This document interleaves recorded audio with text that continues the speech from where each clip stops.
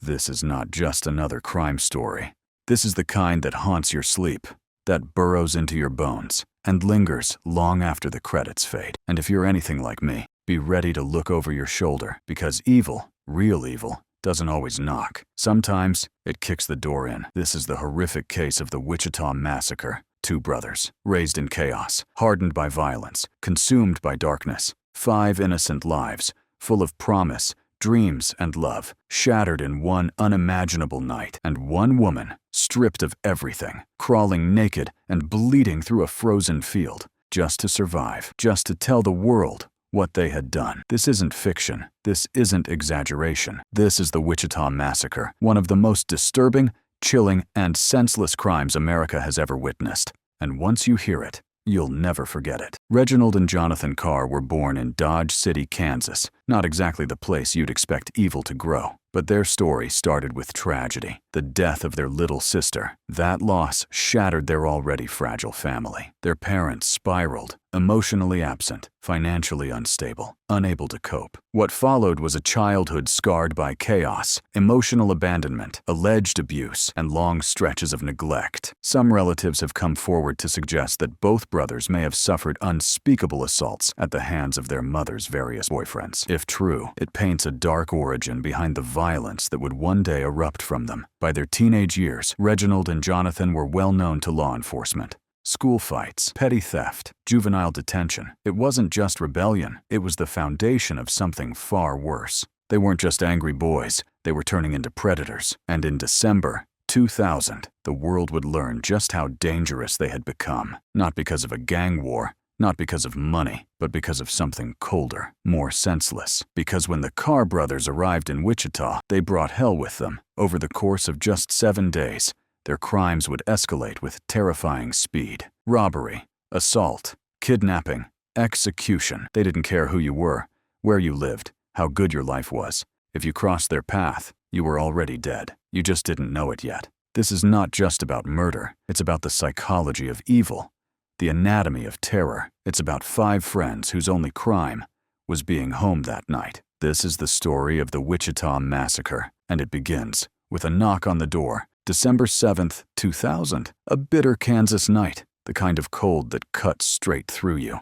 23-year-old Andrew Schreiber had just picked up a snack and a soda from a Wichita convenience store. He was tired, ready to go home, unaware he was being watched. 2 men, standing in the shadows, eyes locked on him like wolves on prey. They waited just long enough to make sure no one else was around. Then they moved. At gunpoint, Andrew was forced into his own car. The Carr brothers took control. They didn't shout. They didn't panic. They were cold, calm, methodical. A TM to ATM. They emptied his accounts. They laughed, mocked him, treated him like a joke. And when they had taken everything he had, they shot out his tire and vanished into the dark. Andrew survived. But that night, Wichita changed, because that attack was just the beginning. 3 nights later, December 11th, another quiet night, another random victim. Anne Walenta, 55 years old, a talented cellist, a librarian, a woman who had spent her life surrounded by music and books. She had just parked outside her home, still seated in her SUV, probably thinking about the concert. A man approached her window, calm, polite, said he needed help. She hesitated, then rolled it down. That's when she saw the gun. She slammed the accelerator, tried to escape, but it was too late. Shots rang out. 1, 2, 3. She was hit multiple times, her spine severed. And yet, Anne Walenta managed to honk the horn again and again, a desperate cry for help. A neighbor heard, called 911. She was rushed to the hospital, and though her body was failing, her voice wasn't. She described her attacker to the police, clear and direct, a dying witness refusing to let evil win. Anne died later from her wounds, but her words would live on. December 14th, 2000, the coldest night yet, the kind of chill that bites the skin and freezes the soul. In a quiet Wichita neighborhood, 5 young friends gathered inside a modest duplex. Jason Befort, 26, a high school science teacher, kind, responsible, the kind of teacher students remember forever. His girlfriend, Holly G., a preschool teacher with dreams of building a life filled with joy, children, and music. Their roommates, Aaron Sander, a devout Christian studying for the priesthood,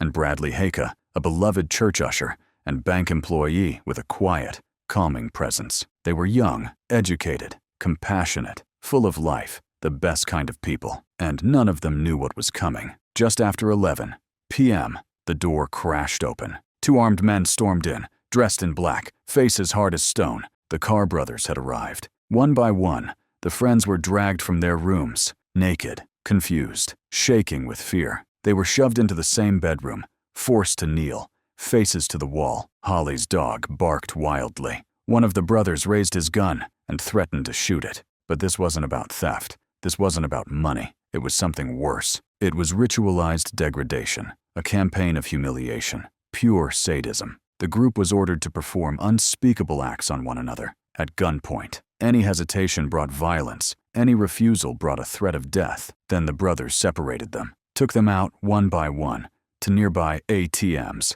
drained their accounts. But they still weren't done. No, the worst was yet to come. After hours of torment, the Carr brothers loaded the 5 friends into Jason's truck. They were silent, focused, as if they were completing a plan they had already rehearsed. The truck rumbled through the icy streets of Wichita, then out into the dark, barren outskirts of the city. A snow-covered soccer field, abandoned, quiet, cold enough to numb the skin in seconds. The victims were ordered out, forced to walk barefoot through the snow. They were told to kneel, and then, execution style, they were shot, one by one, by one, by one. When it was over, the Carr brothers ran them over with the truck, crushing bodies already lifeless, just to make sure. Then they vanished into the night, like cowards in the wind. 5 friends went into that field. Only one came out. Her name was Holly G. She had been shot, execution style, just like the others. A bullet aimed directly at the back of her head.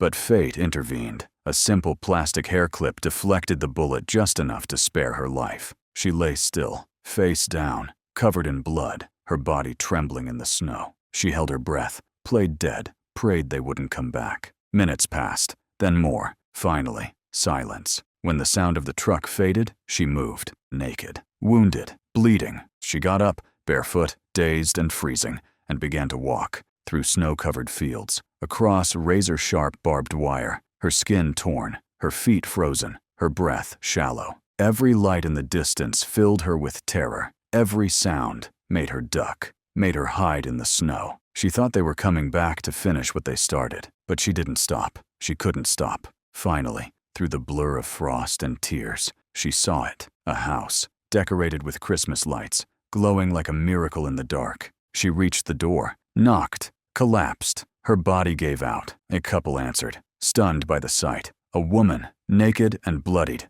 barely able to speak. They wrapped her in blankets, called 911 through broken breath. She told them everything. The names, the crimes, the horror. And then she collapsed once more. But she had done enough. She had survived. And now, justice had a voice, a witness. As news of the massacre spread across Wichita, panic turned into purpose. Police raced to secure the crime scene. Paramedics arrived. Reporters circled like vultures. But inside that duplex, only silence remained. They didn't know it yet, but the killers were still nearby, watching. Not from miles away, not from some hidden motel room, but from just down the street. At 4:03 a.m., a white Plymouth slowly cruised past the crime scene, its headlights dim, its windows rolled up. The driver didn't slow down, didn't look at the flashing lights, or the yellow tape, or the forensic team still gathering evidence. But one officer noticed, a small detail, a car that didn't belong. He wrote down the license plate. That plate traced back to Reginald Carr, a name that would soon become infamous. Later that morning, police located the white Plymouth. Reginald was inside, calm, cooperative, unshaken, but they didn't have enough to hold him. No weapon, no blood, no clear link. He was minutes away from switching vehicles with Jonathan, wiping clean their trail. They thought they'd gotten away, but fate had other plans. Reginald's girlfriend lived in a small apartment complex on the east side of town. Parked just outside her unit was a Dodge Dakota, the same one reported stolen from the crime scene. A neighbor noticed. He remembered the news bulletin, called it in. Officers moved in fast. This time, Reginald didn't walk away. He was arrested without incident. No fight, no words, just the cold snap of handcuffs and silence. The next day, Jonathan's time ran out too. He was seen walking near a friend's house, acting strange, wearing the same clothes that Holly had described to police. The friend, nervous, suspicious, asked if he had heard what happened. Jonathan froze. His voice went low, flat. "I thought they were all dead," he said. It was the first slip, and it was all the police needed. Moments later, officers moved in. Jonathan Carr was arrested, and just like that, the nightmare was over. But the reckoning had only just begun. The trial of Reginald and Jonathan Carr began in the fall of 2002. For months, Wichita had been holding its breath, waiting for justice,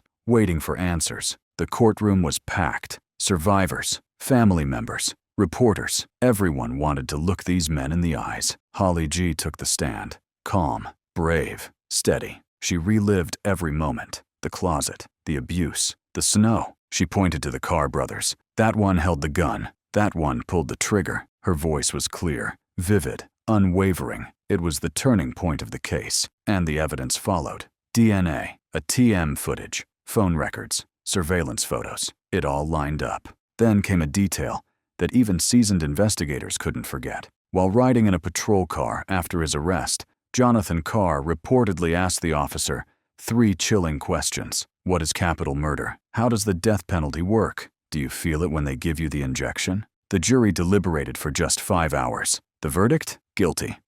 For on more than 100 counts combined, including capital murder, rape, aggravated kidnapping, and robbery. Their sentence? Death. But even that didn't bring full closure. Years of appeals followed. In 2014, the Kansas Supreme Court temporarily overturned their death sentences, citing procedural issues in the joint trial. Outrage followed. But in 2016, the United States Supreme Court reinstated the sentences. The crimes were brutal. The consequences, just. And what about Holly? She didn't just survive. She lived. She healed. She spoke out. Years later, she reconnected with another survivor, Andrew Schreiber, the same man carjacked just days before the massacre. They formed a bond out of unimaginable pain, and eventually, they got married. Today, the legacy of the Wichita Massacre isn't just about horror. It's about the strength of one woman, a survivor who crawled through ice and death to tell the world the truth and to stop 2 killers from ever hurting anyone again. Evil isn't always a shadowy figure lurking in an alley.